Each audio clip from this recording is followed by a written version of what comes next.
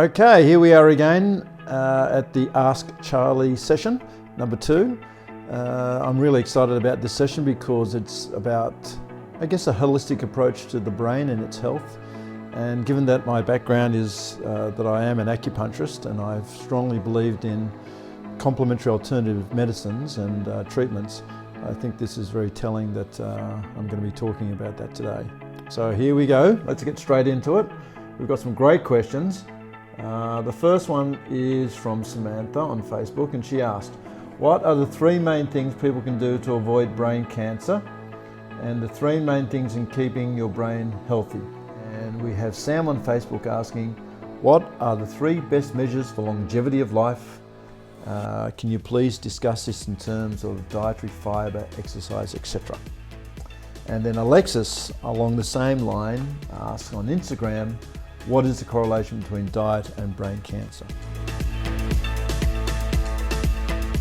So here we go. I've done quite a bit of preparation for this. I had to give a talk about 2 or 3 months ago now to a group of people who are very much into complementary alternative treatments. So I thought I'd better try and combine my scientific background with my general holistic belief in medicine. And so I went to the literature, did a huge literature search to try and see if there's any scientific merit behind some of these complementary alternative treatments. So if you don't mind, I'm going to quote papers. So I haven't memorized it, so here we go. Okay, so there is literature on the benefits of modifying your diet for brain health. The first thing is fibre, and as you would expect, I guess, a high fibre diet is better than a low fibre diet. And they actually cite 2 vegetables that are very high in fibre and good for the brain, and that is broccoli and kale. So there's a group of compounds called flavonoids, flavonoids, found in mostly plants, but also fruits, that have been shown to be very healthy for the brain. Dark chocolate contains flavonoids, and especially when it's greater than 70% cocoa. Bright coloured fruits such as apples and blueberries, green tea, and all these things are very rich in flavonoids, which have been shown to be healthy for the brain. There's another group of compounds called polyphenols. They're found in nuts and mostly hazelnuts. Coffee, I don't like coffee. Fruits such as pomegranates and cranberries are all very rich in polyphenols. And then of course there's that group of omega-3s and antioxidants, and we've known for a long time that they're very healthy for you. And the foods that are richest in omega-3s are flaxseed oil, walnuts and chia seeds. Okay, the next part of the question is exercise.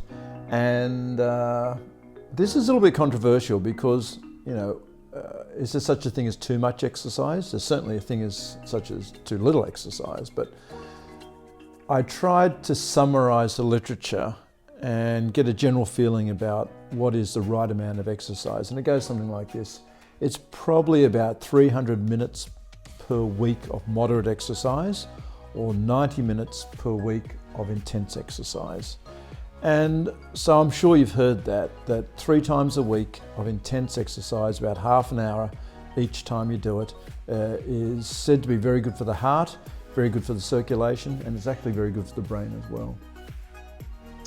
Can you do too much exercise? Absolutely. There's very good literature to show that too much exercise creates addiction because you secrete your own sort of opioids, called endorphins and enkephalins, and these can create a lot of anxiety when you get withdrawal.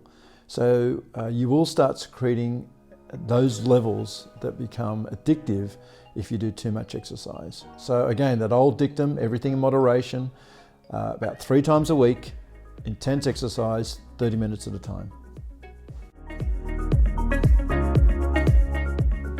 Okay, the next subject is sleep. And again, there's quite a lot of literature on sleep. We all know that sleep is good for you. It's certainly good for your immune system. And we know that too little sleep is not good for you because it does depress the immune system. But again, how much is too much or too little? On average, most people think 7 to 9 hours a night is ideal. And of course, the amount of sleep that you need does reduce with age. Why is that so? It's because your metabolic rate reduces with age. And so your overall body needs and energy consumption is less the older you get, and therefore you need less sleep.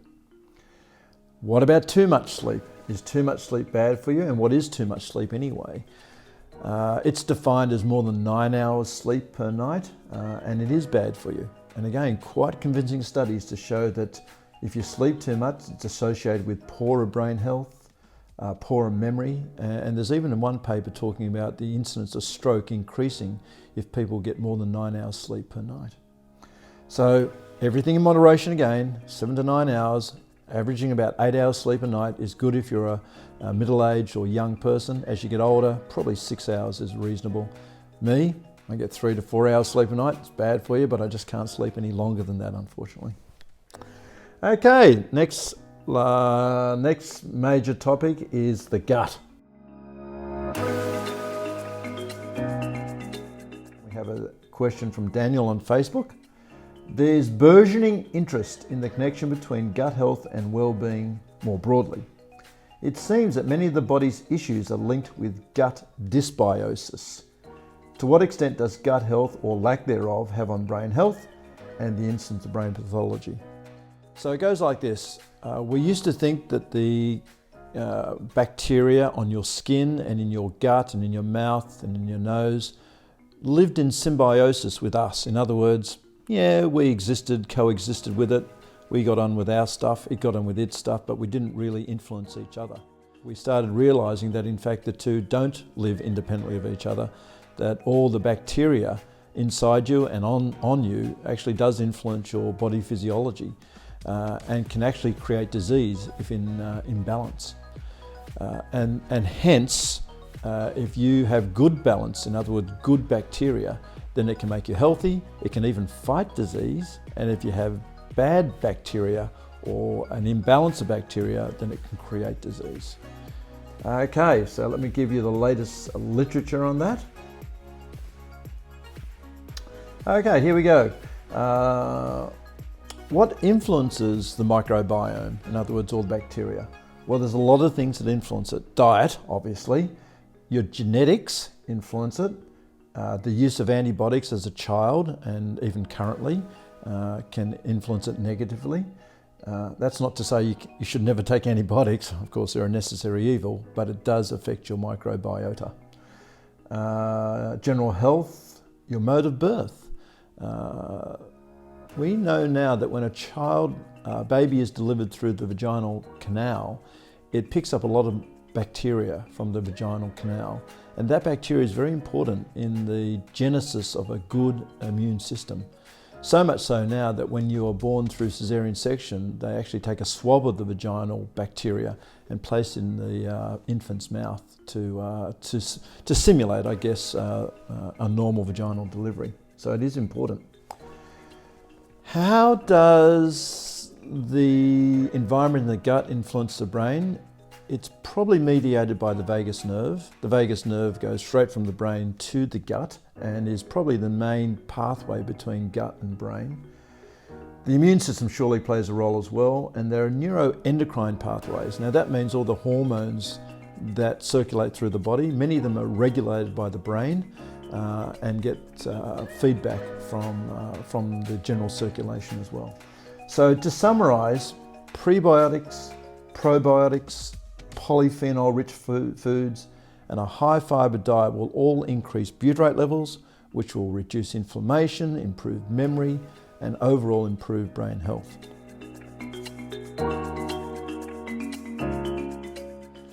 Okay, this is a huge topic now, and that is mental health. In other words, your emotional health and how that may influence your brain health. So we have Sarah on Instagram asking, how does stress affect your brain, and is there any link between stress and brain cancer? Well, this is a really good question, and I wish I could be more definitive, but the literature isn't, unfortunately. But my own feeling is something like this. Okay, so we know there's good and bad stress. Good stress is the sort of stress you put yourself under when you're doing something that you're very familiar with, that you're well trained at. For example, an athlete playing a very important game. The stress levels are high, the adrenaline levels are high, but that is good for the body, not bad for the body. And then there's bad stress, where you aren't well trained in the thing that's going on, and it's not something which is a regular part of your vocation. For example, bankruptcy or the death of a loved one, that's bad stress. Or acrimony at work, bad stress. So we know that bad stress does affect your immune system. That's been well shown. Stress increases cortisol levels. Cortisol levels will reduce the immunosuppressants.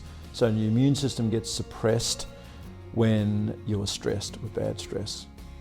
Now let's go to brain cancer. It was felt at one stage that the immune system had nothing to do with brain cancer, but it's been shown now very clearly, very nicely, that your CD4 count, now these are the cells that are meant to combat disease, is extremely low in patients with brain cancer.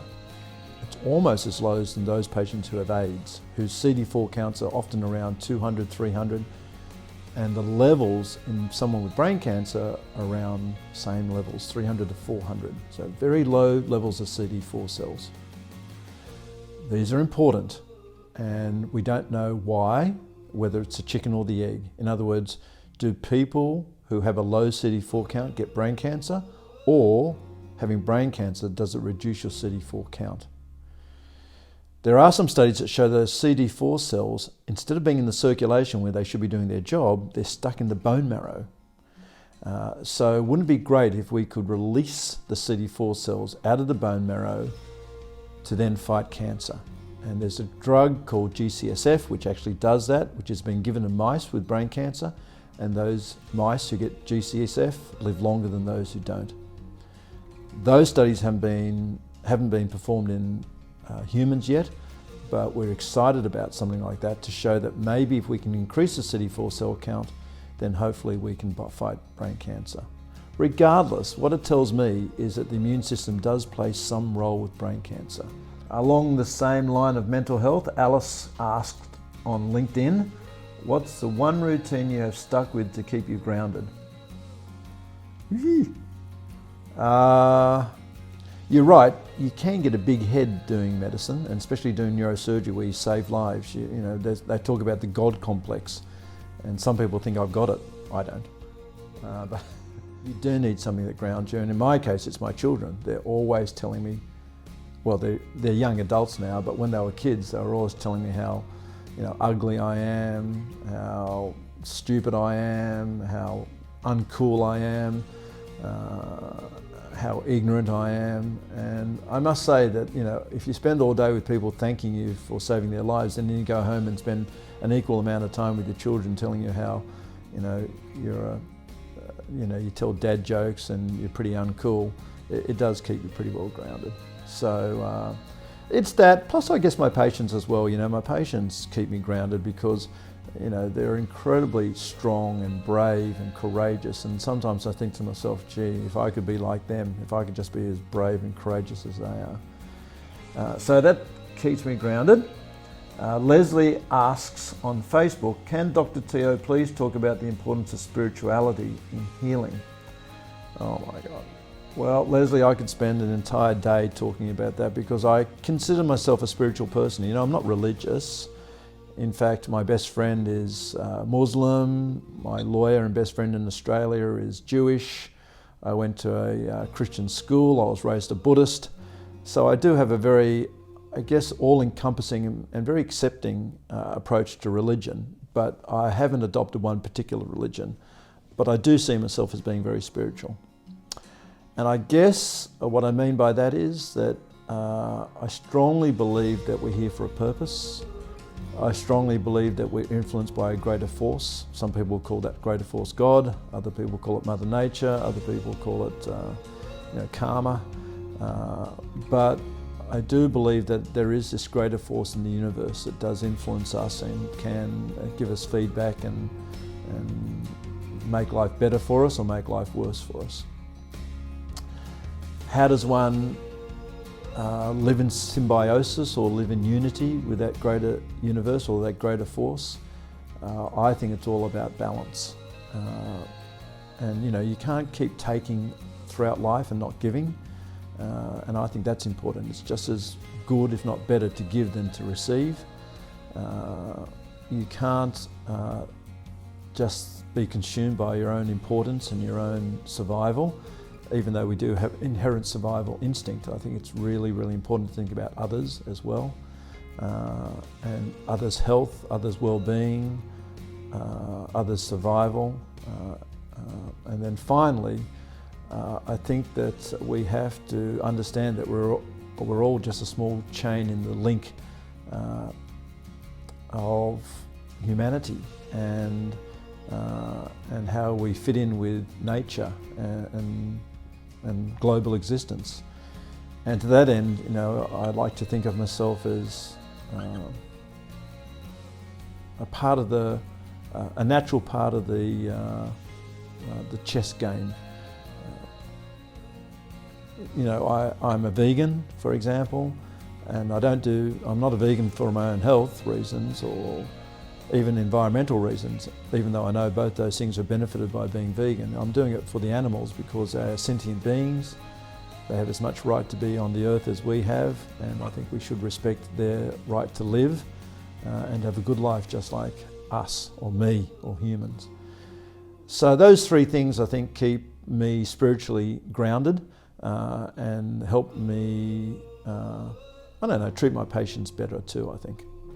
Well, that brings us to the end of a very interesting session. I hope you enjoyed it. I certainly love talking about diet, health, stress, mental health, spirituality, all when it comes to keeping your brain healthy.